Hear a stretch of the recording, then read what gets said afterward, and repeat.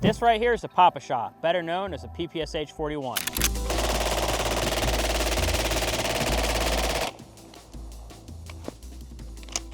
You've seen it in movies, video games, and in the hands of your favorite gun tubers. But what makes this submachine gun so iconic, and how did it end up in the hands of US troops decades after World War II? Get out of the house, there's a bomb! And most importantly, why is there a Neotech on it? Huh? Designed in 1941 by George Spagin, the ppsh-41 was the Soviet answer to the fast-paced combat of the Eastern Front. With a stamped steel design, it was cheap, easy to produce, and incredibly effective on the battlefield. Only surpassed by the even cheaper to produce PPS-43. Like other mass-produced submachine guns of history, one of the greatest advantages of the PPSH has to be its ease of use. It's easy to operate and the recoil is plenty soft. German troops took notice, making use of them as captured weapons and even occasionally converting them from 7.62 Tokarev to accept 9mm MP40 magazines. Interesting. In true Soviet fashion, when something works, make a shit ton of it. The ppsh-41 became the second most produced submachine gun of all time, with over 6 million made. Second only to the Uzi. Speaking of which, we actually have an Uzi. Let us know in the comments if you'd like to see a video on that. For decades, the Soviets handed out the PPSH and other weapons like candy, arming their allies, puppet states, and revolutionary movements across the world. It made appearances in just about every theater in the Cold War: Korea, Vietnam, and of course, the Middle East.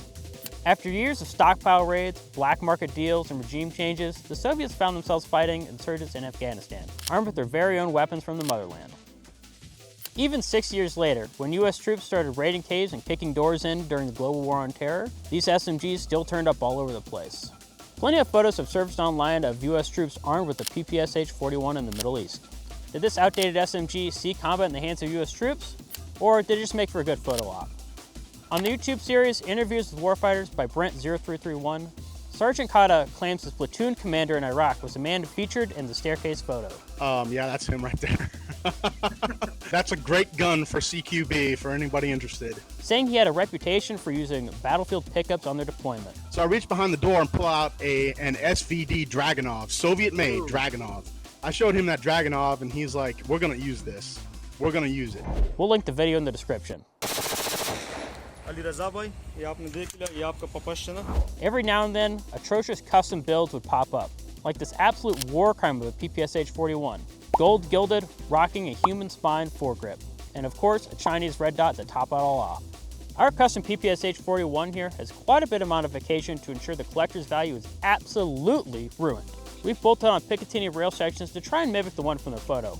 And of course, we had to add some of our AK tape. We're pretty sure the original was just done as a joke, as it's all just kinda zip tied on there.